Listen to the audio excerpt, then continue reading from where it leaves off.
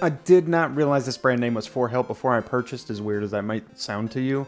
I was just kind of looking at deals and whatnot, but let's take a moment and enjoy that with a tilted head. Sometimes these brand names are questionable and fun, and I think the only way it could have been better is if the brand name was Get Help. Anyways, I'm going to save someone a lot of time right now with this simple statement. This is not a touchscreen supported monitor.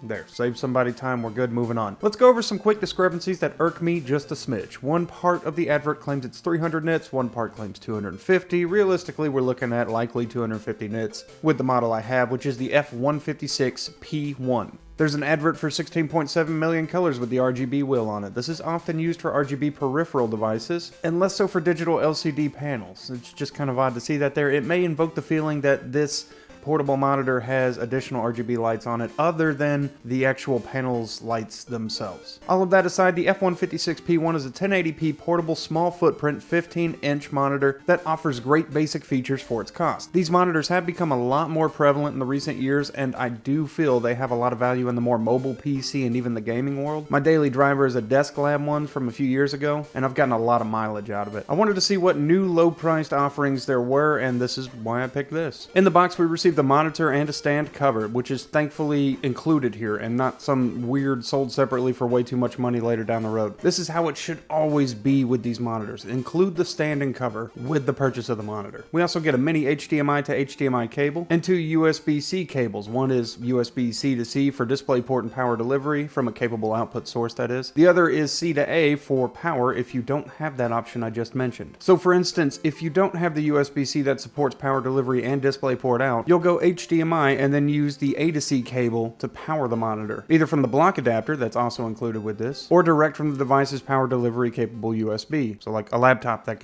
you can plug into and power it with. The whole monitor with stand weighs about 2 pounds 11 ounces, which is roughly 1.2 kilograms, making it a pretty comfortable lightweight. The panel is a matte IPS LCD panel that offers 60Hz refresh rates and relatively good viewing experiences. It's not a record-breaking panel that will win any kind of awards, but it looks nice and achieves its goal at getting the job done exactly as should be expected. In the Black Crush test, I can identify up to box 5 easily, box 4 less easily, and kind of box 3, which is also pretty impressive for this low-priced monitor. With ghosting, we get mild results, but nothing abhorrent. As a mobile gaming monitor, it works well enough. Color, sharpness are middle of the line, represented very well here. It is neither inspiring or uninspiring, and just strikes the middle of the road with that rounded appeal. What I'm trying to say, I guess, because that sounds really confusing even as I'm saying it now, but what I'm trying to say is it reproduces the most unoffensive spectrums that I think the most amount of people would agree on. Does that make more sense? Something that's easily overlookable probably by a lot of people because a lot of people are going to overlook it. There is a Type-C OTG input on the side of the monitor in case you're interested in that. The stand is excellent with this model with nice rubber stopper feet at the bottom of the monitor itself, and this allows for some comfortable angle changing. This is a feature that is different across most brands, the stand cover and how it stands up. And in my experience so far, this is 100% the way to do this stand cover setup. The monitor does have speakers built into it. There are speakers on this thing, but they are worse than you expect, and like most portable monitors are probably exactly as bad as you expect they are. Have a listen.